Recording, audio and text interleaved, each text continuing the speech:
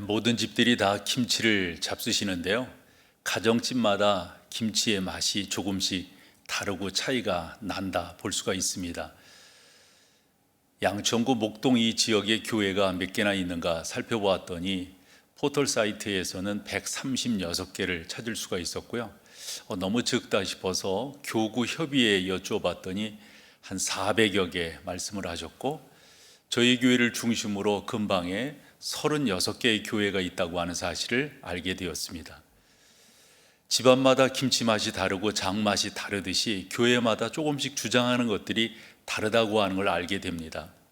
어느 교회는 어머니의 품과 같은 교회가 되기를 소망하며 예배하고 있었고요.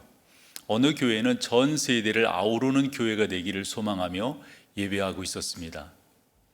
여러분, 우리 교회는 어떤 것들을 주장하고 있습니까?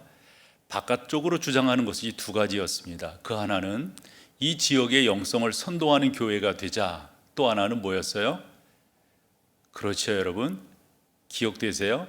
다른 무엇보다도 여러분 가운데서 하나님의 은혜가 더 풍성히 나누어지기를 소망해서 교회가 이 민족의 희망이다. 이것을 우리는 계속 강조해 왔고요. 내적으로는 또 두 가지였어요. 하나는 모든 영광을 하나님께, 그리고 우리 교회의 신학적 속성은 개혁주의를 지향하는 청교도적 신앙을 갖자라고 하는 내용으로 여러분들과 나누고 있습니다. 어느 교회는 이런 것들을 주장하고 어떤 교회는 저런 것을, 또 저희 교회 같은 경우는 이런 경우들을 여러분들과 나누며 신앙생활을 해 나가고 있습니다. 왜 이런 것들을 먼저 말씀을 드리냐면, 저는 여러분들과 올 한 해 2021년을 시작을 하면서 목사는 어떤 생각을 갖고 목회를 하고 있는가, 그냥 나만 갖고 있으면 그것이 진정한 꿈이요 의미가 아니라 싶어서 여러분들에게 말씀을 드리고 공유하려고 지난 시간, 이번 시간 이렇게 말씀을 나누는 거거든요. 목사는 어떤 생각으로 목회를 하고 있을까? 이 교회는 이것을 강조하고 저 교회는 저것을 강조하는데 우리 목동제일교회는 무엇을 지향하며 나가고 있는가? 여러분들의 생각을 저는 조금 더 정리해서 여러분들이 몸담고 있는 교회가 어느 방향으로 나가고 있는지를 좀 더 이렇게 공유하고 싶어서 이런 시간을 갖고 있습니다. 사랑하는 여러분, 저는 여러분들이 신앙생활을 하시면서 온전하게 신앙생활을 하기를 소망해요. 특별히 잘 성숙하셔서 하나님의 영광의 기쁨이 되기를 간절히 사모하고 있습니다.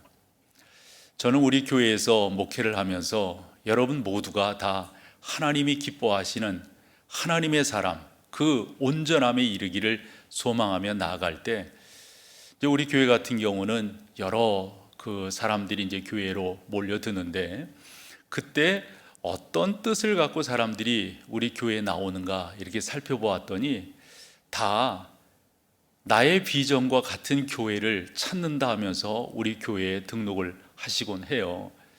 저는 그러한 여러분들을 잘 알기 때문에 신앙적으로 좀 더 권면해서 온전하게 교회를 이끌어가고 싶어서 오늘도 이 말씀을 나누게 되는 것입니다. 먼저 여러분들과 몇 가지 주제로 이렇게 나누게 될 때 교회란 뭔가 하는 것을 나눠보고 싶어요. 여러분들이 다 이 교회 다니시면서 행복하기를 원하시는데, 특별히 요즘과 같은 시대에는 좀 부족함이 많지 않나 싶습니다. 왜냐하면 대면해야죠. 비대면으로 모이는 것, 이 교회는 건강한 모습이 아니라고 생각 들어요. 요즘이야 뭐 디지털 세상이고 AI가 움직여가는 세상이고, 또한 뭔가를 판단할 때는 빅데이터를 통해서 판단 근거들을 하는 이러한 세상이잖아요. 함에도 불구하고 교회는 조금 아날로그적인 그러한 모습들이 없지 않습니다. 예를 들어서 우리는 만나야 되고요, 함께 모여서 예배해야 되고요, 함께 말씀을 나누는 것, 그리고 함께 음식도 나누는 것, 이게 바로 귀한 교회의 모습인데, 말씀드린 것처럼 아날로그적인 모습이 많잖아요. 그러면서 여러분들이 좀 더 의미 있게 나가기를 원하신다면 예배와 목장 사역에 좀 더 신경을 쓰셔야만 됩니다. 성도들을 이렇게 만나 뵈면서 또 소식을 들으면서 코로나19가 우리의 삶을 너무 많이 바꿔놓았고 힘든 것도 많지만은 좋은 면도 하나 있더라고요. 그것은 이 모임에 대한 귀중함을 성도들이 깨닫게 되었다 하는 겁니다.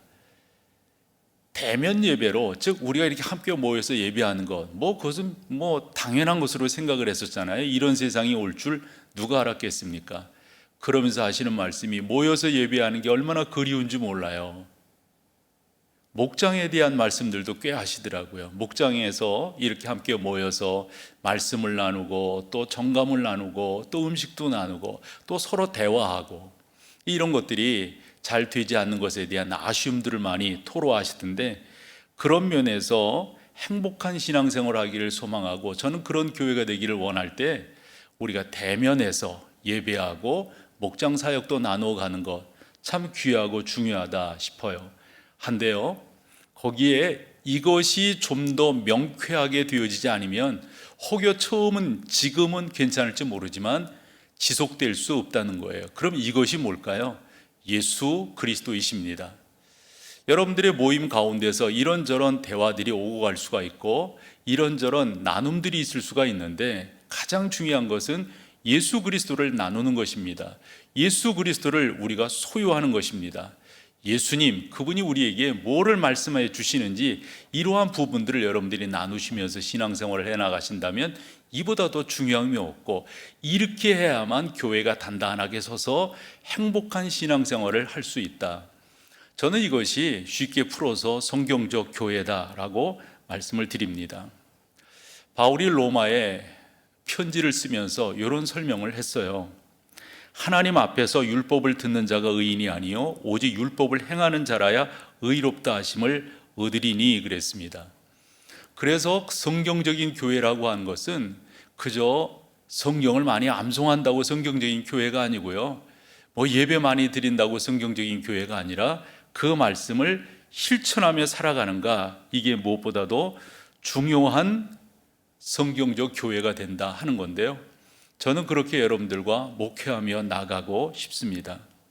성경을 많이 아는 것이 중요한 것이 아니라 성경을 나의 삶 속에 실천함으로 살아가는 것, 이게 무엇보다도 중요한 거다, 이렇게 보여집니다. 저는 앞으로도 목회를 하면서 그렇게 해왔듯 또 그렇게 할 건데요, 사람을 모으는 것에 신경을 쓰지 아니하고요, 그건 무시할 수는 없겠죠. 그러나 저는 여러분들을 더더욱 예수 그리스도의 제자로, 다르게 표현해서 사역자로 여러분들을 온전히 성숙시켜 주님의 귀한 일꾼이 되게끔 하는 것, 이게 제 목회, 또 제가 지향하는 교회의 아름다운 모습입니다. 더불어서 목사인 저도 자라갈 것이고요, 목사인 저도 부단히 하나님 앞에서 성숙해 나가려고 노력을 할 것입니다. 우리 교회는 여러 직분들이 있지만 이 직분은 직위가 아니라 말 그대로 봉사하고 섬기는 자리에 있다는 겁니다. 직분의 역할은 다른 사람들을 격려하고 공동체를 세워나가는 역할을 감당하는 데 있지 그 이상도 그 이하도 아닙니다. 그렇게 성경적 교회를 세워나가기를 소망할 때 아마 여러분들도 다 공감하시리라 생각을 합니다. 그러면서 질문 드려보고 싶은 게, 그런 가운데도 여러분들의 교회적 바람이 있으실 것 같아요. 어떤 교회가 되면 좋겠는가, 이런 식의 생각들을 좀 하실 것 같은데, 저는 그런 면에서 제 나름대로의 생각을 조금 더 덧붙인다면 우리 교회는 좀 더 다양성이 포용되는 교회가 되었으면 좋겠다 하는 생각을 가져봅니다. 그렇지만 여러분, 어떤 다양성이 포용된다 할지라도 가장 중요한 거 놓치면 안 돼요. 아까 예배와 목장 모임에서 예수 그리스도가 나누어져야 된다라고 말씀을 드렸잖아요. 그렇듯이 우리가 상당한 다양성을 갖고 포용성을 갖고 나간다 할지라도 이게 빠져버리고 이게 흔들리면 안 되는 거예요. 뭐죠? 성경적이냐 아니냐예요. 성경적인 교회를 만들어가는 것, 이게 무엇보다도 중요합니다. 성경이 우리를 다스리게 하고 성경이 우리를 이끌어가게 하고 성경이 우리의 삶의 나침판이 되게끔 하는 것, 그와 같은 자세로 나아가는 교회가 저는 성경적이요 진정한 교회로서의 사명을 감당한다라고 생각을 합니다. 지난주 설교한 내용을 다시 한번 살펴보면 많은 교회들이 교회적 역할들을 감당할 때 우리 교회 또한 그렇게 되기를 소망한다고 했어요. 그러면서 예배가 드려지는 그러한 교회가 되기를 사모한다라고 말씀을 드렸습니다. 예배만큼 중요한 것이 없습니다. 그리고 사람을 주의 백성으로 세워가는, 다르게 표현하면 전도입니다. 이것만큼 의미 있는 게 어디 있겠습니까? 한데 우리 교회의 전도는, 우리 교회의 예배는 조금 의미를 새롭게 부여했었더랬죠. 또 하나는 양육이었습니다. 교회에서 양육만큼 중요한 거 어디 있겠어요? 근자의 코로나19로 인해서 어린 학생들이 이렇게 잘 참석하지 못하고 우리 청소년들, 청년들의 예배가 좀 활성화 있게 일어나면 얼마나 좋겠어요. 근데 그렇게 되지 못한 것에 대한 아쉬움이 참으로 큰데요. 이렇게 될 때 신앙이 약한 사람들이 그 가운데서 떠나갈까, 떨어질까, 뒤처질까 적지 않은 염려가 말이 아닌 것이죠. 함으로 여러분, 교회는 계속해서 하나님의 사람들을 키워내고 하나님의 사람들을 세워나가는 그러한 귀한 사역들을 감당하게 된다 하는 겁니다. 지난 시간에 조금 강조를 못했는데 교회에서 또 하나 중요한 것은 교제였습니다. 그리고 마지막 골이 사역이었습니다. 그래서 교회의 모든 일들은 사역으로 귀결되어야 한다라고 말씀을 드렸는데, 저는 오늘도 제 목회에 대한 이야기들을 하면서 이와 같은 일들을 목사는 지속적으로 감당해 나갈 것인데, 저는 우리 교회에 와서 목회를 하면서 어디에 좀 토대를, 또 제 목회의 나름대로의 그 근거는 자연적 교회 성장이라고 하는 내용으로 여러분들과 목회를 쭉 해왔습니다. 우리가 흔히 NCD라고 말을 합니다. 두 날개 비전이라고 하는 표현도 다른 곳에서는 하더군요. 그러니까 중요한 것은 교회가 교회답게 세워나가기 위해서는 두 날개가, 두 가지가, 두 바퀴가 잘 돌아가야 된다라고 하는 건데, 모이는 공동체로서 잘 돌아가야 되고요. 또 하나 흩어진 교회로서 이 목장 사역이 잘 이루어져 나가는 것, 이것이 진정한 교회를 일구어 나가게 된다라고 하는 건데, 이 자연적 교회의 성장에서 가장 중요하게 여기는 하나의 가치가 있어요. 그게 뭐냐면 균형입니다. 균형감 있는, 이게 여러분 일반적 인격에 있어서 중요하고 어떤 사회에 있어서 구성도 중요하고 여러 단체가 세워지는 데 있어서도 이 균형을 갖춘다고 하는 게 참으로 중요하지 않습니까? 여러분, 우리 교회 주보 2페이지에 보면 우리 교회 비전에 대해서 그 가운데 한 5가지 정도를 강조하고 있는 것을 보게 됩니다. 그 첫 번째가 하나님을 영화롭게 하는 예배이고요. 두 번째는 삶을 변화시키는 소그룹이고요. 또 하나는 관계 중심적 전도이고요. 은사 중심적 사역이고, 그리고 5번째가 리더를 세우는 목회라고 말씀을 드리고 있어요. 그런데 여기에서 이 5가지를 가만히 보면 그 어떤 것 하나 줄일 수가 없어요. 이 균형을 잘 맞춰가는 것이 저는 앞으로도 저에게 주어진 시간 가운데서 교회를 이끌어가는 중요한 하나의 방향성이 되게 될 것입니다. 그 어떤 것도 줄여나갈 수가 없어요. 그래서 그 자연적 교회 성장에서 보면 한 8가지를 강조하는데 그 8가지를 저는 5가지로 줄여본 거거든요. 그러면서 그러한 내용들이 잘 갖추어 나갈 수 있도록 앞으로의 목회도 여러분들과 지속적으로 해 나가게 될 것입니다. 그러면서 주보 2페이지에 보면은 그와 같은 비전이 제시되어 있고, 그 가운데 이제 또 하나 6개의 비전이 또 그 가운데 제시되어 있는 것을 볼 수가 있습니다. 그 6개를 다 강조하기는 지금 뭐하고요. 그 중에서도 3가지, 저는 교회는 이렇게 세워져 나가야 된다라고 하는데, 그 첫 번째가 지역 사회와 함께하는 교회가 건강한 교회이지, 교회만 그냥 단독 드리블해서 나가듯이 가는 것은 건강한 교회의 모습이 아니다 하는 거죠. 해서 우리 교회는 이 지역 사회를 섬기기 위해서 복지관을 수탁해서 운영하고 있고, 아기학교, SOS뱅크, 구제와 장학, 일반적으로 보면 실버, 아버지학교, 어머니학교, 어머니 기도회, 청년사역, 그리고 상주 지역을 돕는 것, 해외 단기사역, 더불어서 지역의 어려운 교회들, 미자립 교회들을 돕는 일들을 지속적으로 해나가고 있습니다. 저는 이와 같은 일들이 여러분과 같이 목회를 하면서 지속적으로 감당해야 될 내용들이다라고 생각을 하고요. 그 어떤 것 하나 중요치 않은 게 없어요. 그래서 이런 부분들은 교회가 균형을 잘 갖추어서 나가게 될 것이다 라고 하는 거죠. 목회를 이렇게 해가다 보니까 이 문화사역이라고 하는 것도 그냥 뒤처지게 할 수가 없더라고요. 그래서 이렇게 저렇게 또 공부도 하고 또 다른데 이런 모습들도 이렇게 바라보고 또 통계도 나오는 것들을 이렇게 보면서 앞으로 교회에 있어서 치중해야 될 것이 뭔가 봤더니 영상이라고 하는 것을 알게 되었어요. 그래서 저희가 그 19년도에 그와 같은 영상팀을 만들었는데 또 생각지도 못했던 코로나19가 오면서 그 영상팀 사역이 잘 쓰임을 받았다라고 하는 것도 알게 됩니다. 앞으로 더더욱 교회가 이와 같은 일을 지속적으로 감당하면서 나아가려고 그러는 거죠. 여러분들이 아시다시피 교회는 강조하는 것들이 많습니다. 그 강조함들이 어느 교회는 이 부분이 좀 더 도드라지고 어느 교회는 이 부분이 좀 더 도드라지고 좀 그런 다양성들이 있죠.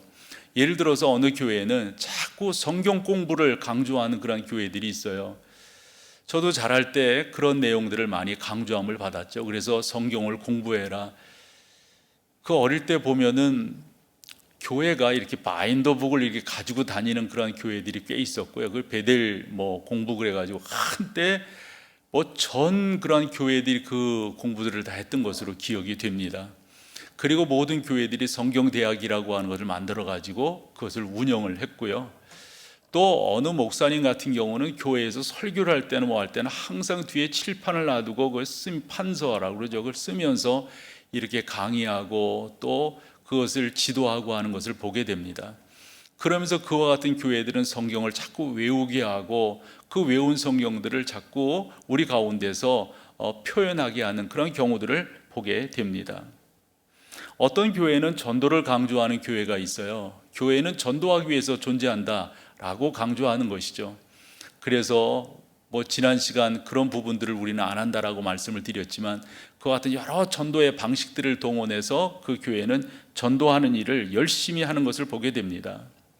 어떤 교회는 하나님의 임재를 강조해요. 그래서 그 목사님이 개인적으로 체험한 것에 대해서 신앙은 바로 이런 것입니다. 신앙은 이렇게 나가야 됩니다. 라는 것을 강조하죠. 저는 우리 교회에서도 이런 부분들을 적지 않게 강조합니다. 우리의 예배는 하나님의 임재가 경험되는 예배가 되어야 한다. 저는 그것은 맞다고 봐요. 그것이 얼마나 귀한 것입니까? 함에도 불구하고 이쪽만을 강조하는 것은 좀 더 그렇다 하는 거죠. 저는 교회가 하나의 특별한 사람들, 특별한 그런 어떤 계층의 사람들이 모이는 교회는 건강한 교회가 아니다라고 생각해요. 예를 들어서 어느 지역 사람들만 편중되어 있는 그런 교회, 남녀 성비라든가 이런 부분들. 제가 언젠가 우리 교회의 그 구조를 한번 생각을 해봤어요. 가장 건강한 구조를 항아리형 구조다 이렇게 표현하거든요. 그 항아리형 구조 속에서도 가운데가 좀 더 볼록한 것이 아니라 약간 이렇게 되어서 뭐라고 표현해야 될까요? 그러니까 중간 계층이 좀 더 강한, 근데 우리 교회가 전형적으로 그렇다라고 하는 것을 알게 됩니다. 주일학생들도 그리고 특별히 청년들도 그리고 젊은 세대, 중년 세대, 장년 세대 그리고 노년 세대가 함께 잘 어우러지는 그러한 교회가 되어야 하겠죠. 교회는 이와 같이 공동체를 이루며 나아가는데 저는 어떤 것들만을 특별하게 강조하는 교회가 아니라 이 모든 것들을 균형감 있게 강조하며 나아가는 목회를 하고 싶다 하는 거죠.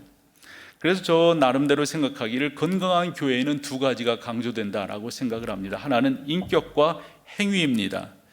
이 인격과 행위가 즉 예수 그리스도를 믿음으로 성경의 교훈을 쫓아 살아가는 사람이라고 한다면 그 가운데서 성숙이 이루어지는 거죠. 그 성숙이 삶 속에 영향력 있게 발휘되는 것, 저는 그것이 진정한 신앙이다라고 생각을 합니다.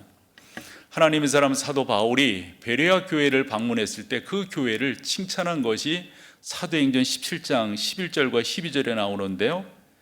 베레아에 있는 사람들은 데살로니가에 있는 사람들보다 더 너그러워서 예전에는 신사적이어서 이렇게 말을 했는데요. 간절한 마음으로 말씀을 받고 이것이 그러한가 하여 날마다 성경을 상고함으로, 저는 이것이 교회의 가장 좋은 모델이라고 봐요. 하나님의 말씀을 간절한 마음으로 받고 그 말씀이 그러한가 하여 날마다 어찌했다고요? 상고했다고 하는 말은 그 말씀을 실천했다고 하는 거예요. 그래서 12절에 보면 그 결과가 어떻게 나타납니까? 그 중에 믿는 사람이 많고 그랬어요. 그 믿는 사람이 한쪽 사람만 믿는 것이 아니라 예를 들어 유대인만 믿는 것, 또 여자 이렇게만 믿는 것이 아니라 다양한 사람들이 그 안에 들어오는 거죠. 어떻게 해요? 헬라의 귀부인과 남자가 적지 아니하다. 그러니까 유대인들은 당연히 있었어요. 그리고 여인들도 많았었고요. 근데 여기에서 말하고 있는 요 부분들은 교회가 균형감 있게 세워져 나가고 있다.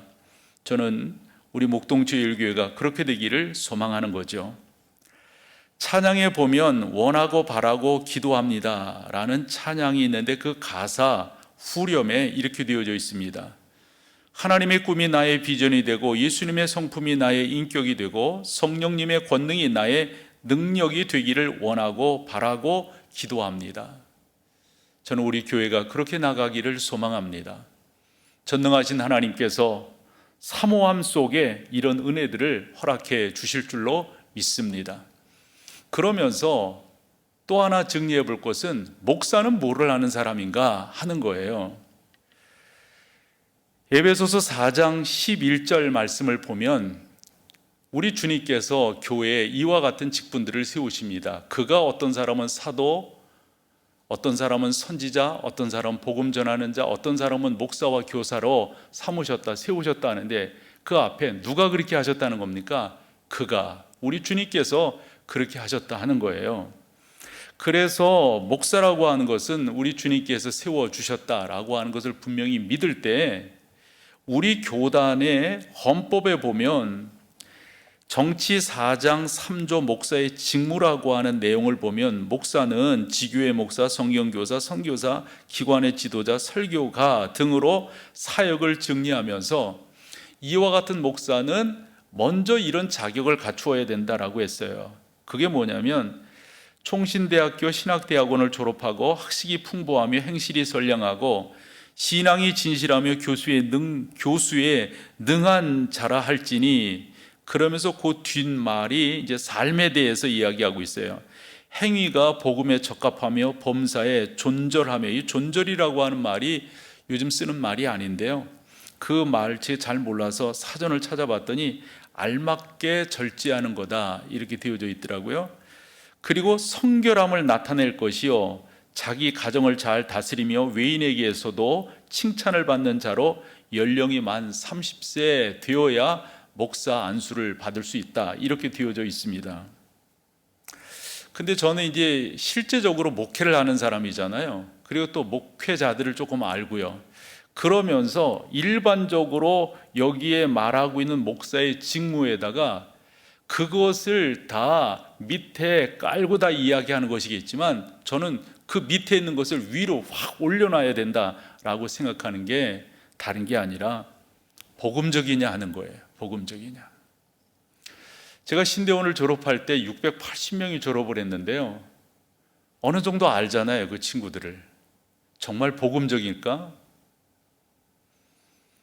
우리가 이런 목회자들의 모임이라든가 여러 모임들을 이렇게 보면 어떤 때 이런 질문이 들어요. 진짜 예수님 믿나? 예수님 만났나? 외적으로 갖춘 거 맞아요. 또 그런 칭찬을 받는 거 있을 수 있어요. 근데 목사는 정말 중요한 것이 주 예수 그리스도의 피의 복음이 그 가운데 있느냐 하는 겁니다. 예수님이 나의 구주라고 하는 분명한 고백이 있느냐 하는 거예요. 그분이 나의 주님이 되셨기에 내가 그분을 향한 열정이 타오르고 있느냐? 그분이 나를 살리셨기에, 그분이 나를 이끌어 가시기에 내가 그 안에서 나의 삶 전체를 바치겠다라고 하는 이런 고백들이 목회자 가운데 있느냐 하는 거죠. 이런 말씀을 드리는 이유는 근자에 비춰지는 목회자 상들을 바라보면서 안타깝기 때문입니다. 정치색이 강한 목회자들을 볼 수가 있어요. 사회운동가 같은 목회자들을 볼 수가 있습니다. 사회 사업가 같은 목회자들을 볼 수가 있어요. 그럴 수 있지만 저는 우리 교회는 좀 더 복음적인 목사, 복음적인 목회, 주 예수 그리스도께서 우리 가운데 뭐를 말씀하시려고 하는가, 그 근본을 잃지 아니하고 또 잊지 아니하고 나가려고 한다 하는 거죠. 교회는 여러 계열을, 또 여러 계통, 여러 성향의 사람들이 모이는 곳입니다. 교회는 한쪽을 지향할 수가 없어요. 교회가 한쪽을 지향한다고 하면 그것은 성경이에요. 성경을 따르는 거예요. 우리는 철저하게 하나님이 창조주 하나님이신 것과 주 예수 그리스도가 동정녀 탄생하셔서 이 땅에서 지내시다가 나를 위하여 십자가를 지셨고 나를 위하여 부활하셨고 나를 살리기 위하여 승천하셨고 나를 구원하시기 위하여 재림하실 것이라고 하는 사실을 믿는 것입니다. 목회는 이 사실을 좀 더 강조하고 이 사실 가운데 사랑하는 성도들을 위로하고 격려하고 독려해서 하나님의 교회를 세워나가는 것, 다양한 사람들이 이곳에 모여서 위로와 격려를 얻을 수 있도록 하는 것, 이단은 아니더라도 독특하게 목회하는 분들을 꽤 뵙게 돼요.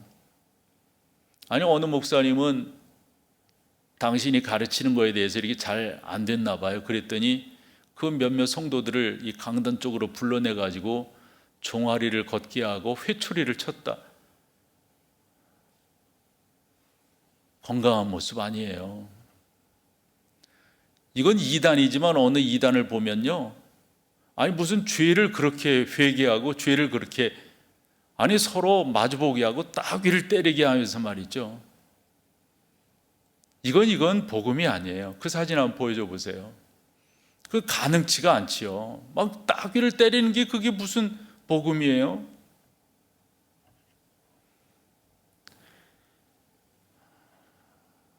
네, 스승 가운데도 그런 분이 한 분 계셔서 부끄럽기 그지없는데,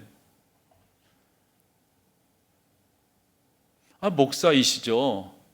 교수이시고요. 총장까지 지내신 분이죠. 그런 양반이 자기가 천국에 갔다 왔다고, 내가 본 천국 이러면서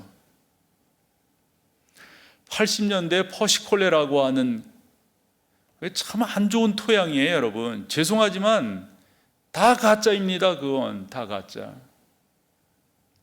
저는 신앙의 양심을 걸고 말씀드릴 수 있는 게요, 천국은 잘 몰라요. 죄송하지만 우리가 경험한 경험의 테두리 안에서 천국을 설명하려고 한다? 아니에요. 그건 천국이 아니에요. 우리가 알 수 있는 것은 천국은 귀한 것이고 좋은 것이고 감당하기에 부족함이 없는, 우리가 감히 측량할 수 없는 그러한 곳이 천국이라고 표현하면 될 거예요. 그런데 자기가 가봤더니 어떻다, 와야 될 사람이 안 왔더라, 이런 다 가짜입니다. 저는 그렇게 목회 안 할 거예요. 어느 목회자는 당신이 영적으로 경험한 것이 있었나 봐요. 그걸 성도들에게 자꾸 강조하는 거예요. 건강한 목회가 아니라고 생각해요. 우리가 일반적으로 신오순절주의, 또 극단적인 비냐드 운동, 다 건강한 목회가 아니라고 생각합니다. 중요한 것은 성경을 말하고 성경을 가르치고 성경이 오늘이라고 하는 이 시간 속에서, 이 시대 속에서 뭐를 우리 가운데 요구하는가라는 것을 말씀 나누는 것이 저는 진정한 목회자의 자세다라고 생각을 합니다.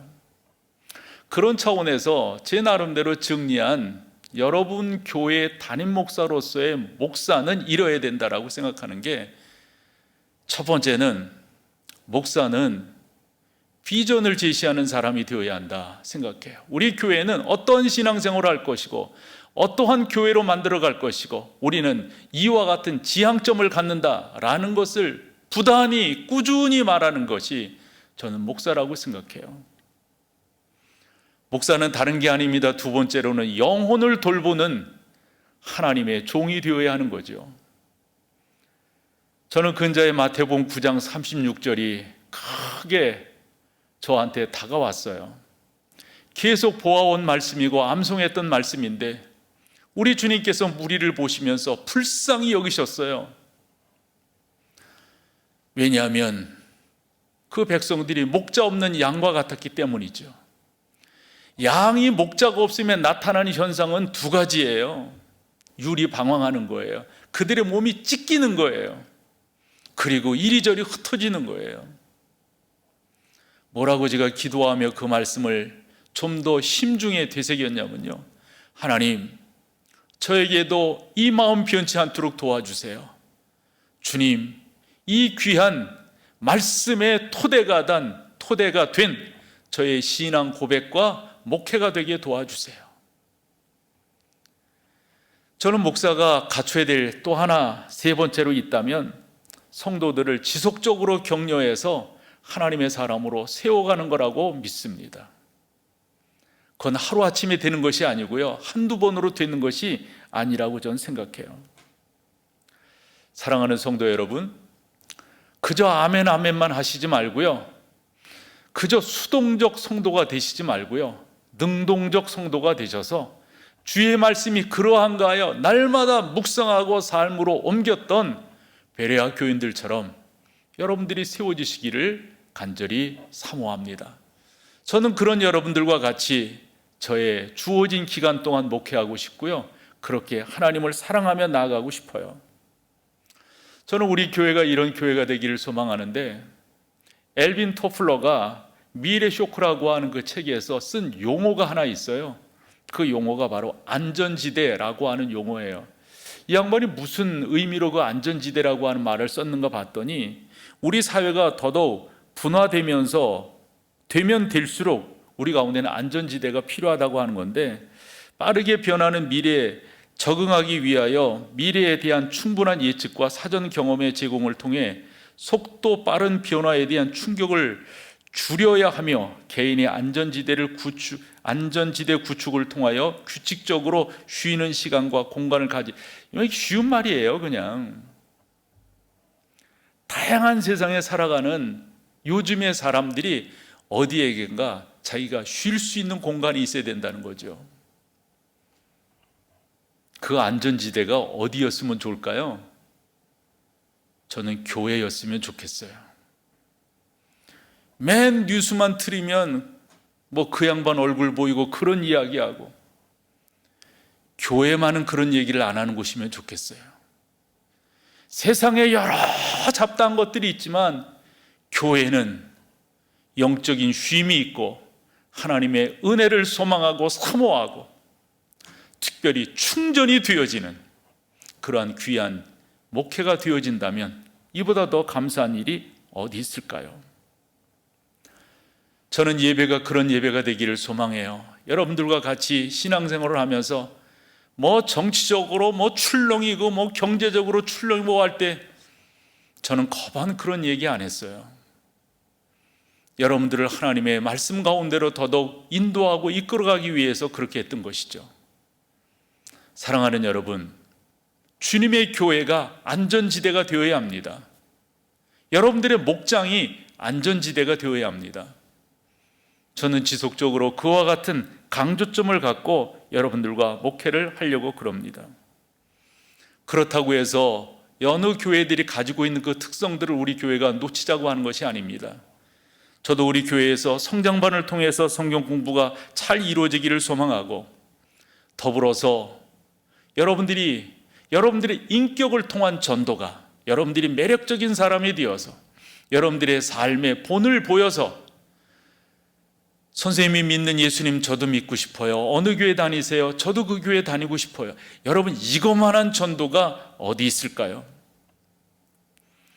교회가 갖춰야 될 여러 가지 모습들이 있는데 의식이 깨어있는 그러한 교회가 되어야 하겠죠.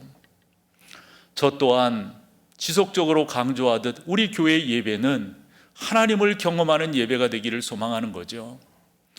우리가 어릴 때 자꾸 하나님을 경험한다, 예배의 중심은 말씀이다, 맞는 말씀이지만 시대가 곧때는 그런 이야기들을 충분히 수용할 수가 있었어요. 한데 저는 조금 다르게 이야기하고 싶어요. 하나님의 임재를 경험하는 것은 흔히 설교만이 아닙니다. 저는 요즘에 은혜 받는 코드 중에 너무도 중요한 것은 찬양이라고 생각합니다. 오늘 주일인데 특세를 계속 진행하면서 새벽 시간에 우리 귀한 목사님들이 찬양을 인도하는데 저는 그 찬양 마지막 곡에 그냥 퍽 갔어요. 그 찬양이 주께서 내가 의지할 분은 예수님밖에 없다는 거죠. 귀하신 주님, 그분만을 붙들며 나가겠다고 하는 그러한 찬양인데 얼마나 위로로 다가오고 오늘 주일 사역을 해야 되는데 하나님 은혜 주세요. 우리 하나님 역사해 주세요. 이렇게 소망하며 나아갈 때 성령 하나님께서 저를 만지시는 것을 풍성하게 경험할 수가 있었어요. 말인즉슨 여러분 예배 전체를 통해서 하나님의 임재를 경험할 수가 있는데 어느 분은 기도를 통해서 하나님의 임재를 경험하실 수가 있고요. 어느 분은 성경 한 구절 읽는 가운데서 하나님의 임재를 경험할 수가 있어요. 특별히 여러분 찬양하실 때 여러분들의 인격을 그 찬양에 태우세요. 인격을 여러분들이 그 찬양에 맡기세요. 그래서 그 찬양이 여러분들을 이끌어 가실 수 있도록 그렇게 하나님의 은혜를 소망함으로 나아가는 그런 여러분 되시기를 사모해요. 저는 장로교 합동 측 목사이지요. 저는 이 교단이 참 귀하고 중요하다고 하는 것을 알아요. 그래서 저희 아이를 목사로 세울 때도 다른 데서 공부하지 말고 너 아빠가 나온 학교 나오고 거기서 일단 너의 기초를 닦고 그 다음에 공부를 해라 라고 말할 정도로 저는 저의 교단을 사랑합니다. 그러나 교단이라고 하는 테두리 안에 묶여서 목회하고 싶지 않아요. 좀 더 포용성 있는 목회를 하고 싶어요. 그러나 이 골격은 흔들리지가 않을 것입니다. 사랑하는 여러분, 저는 여러분들에게 수없이 강조할 거예요. 앞으로도 예배가 중요하다고. 저는 쉽게 이번 코로나19 작년부터 이렇게 하면서 나 좀 더 정확하게 저를 정리했다니까요. 나는 왜 사는가? 왜 존재하는가? 간단했어요. 하나님을 예배하기 위해서예요. 그 예배 가운데 가장 독특하고 도드라진 예배는 이렇게 공동체로 모여서 거룩한 하나님을 예배하는 이 예배입니다. 저는 이 사실을 지속적으로 강조할 겁니다. 그러면서 저의 목회의 또 하나는 삶이 예배되지 않는 것은 의미가 없다는 거예요. 삶이 본이되지 않는 것은 의미가 없어요. 교회가 이 지역의 교회로서 존재하는 것은 이 지역사회에 영향력을 미치는 것, 저는 그것만큼 중요한 것이 없다고 생각해요. 우리끼리만 모여가지고 우리끼리만 하는 것, 저는 의미 없다고 생각해요. 공동체로 책임을 질 때는 책임을 져야죠. 근본에 이와 같은 예배의 형태를 보면서 저라고 왜 할 말이 없겠어요? 왜 이렇게 하냐고 정부에 대해서 왜 하고 싶은 말이 없겠어요? 한데 교회가 너무 많은 빌미를 주었어요. 상주에서 그 선교단체의 모임, 왜 그렇게 하는 거예요? 우리는 우리의 삶에서 책임 있는 삶을 살아야 될 것입니다. 그렇게끔 여러분들과 함께 올 한 해 2021년 잘 살아서 우리 하나님을 영화롭게 하고 또 성도 여러분들이 기뻐하고 감사하는, 여러분들도 그렇잖아요. 아무나 친구하지 않잖아요. 아무나 사귀지 않잖아요. 아무런 교회나 다니는 거 아니잖아요. 저 또한 목사로서 그런 바람이 있다고 말씀을 드렸어요. 우리 그렇게 서로 잘 세워나가서 거룩한 하나님, 그 하나님이 영광 거두시고 그 하나님이 지배하시는 그런 아름다운 공동체, 목동제일교회가 되기를 간절히 소망합니다. 자리에 일어서셔서 우리 마지막 찬양 하는데 댁에서도 일어서세요. 같이 찬양하시죠. 우리 모일 때 주 성령이 임하리, 우리 모일 때 주 이름 높이리, 우리 마음 모아 주를 경배할 때 주님 축복하시리,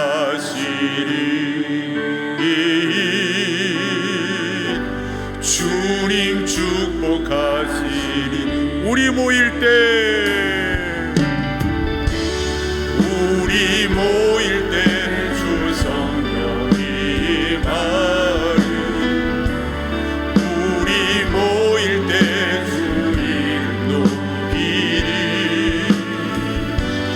우리 마음 모아 주를 경배하리 주님 축복하시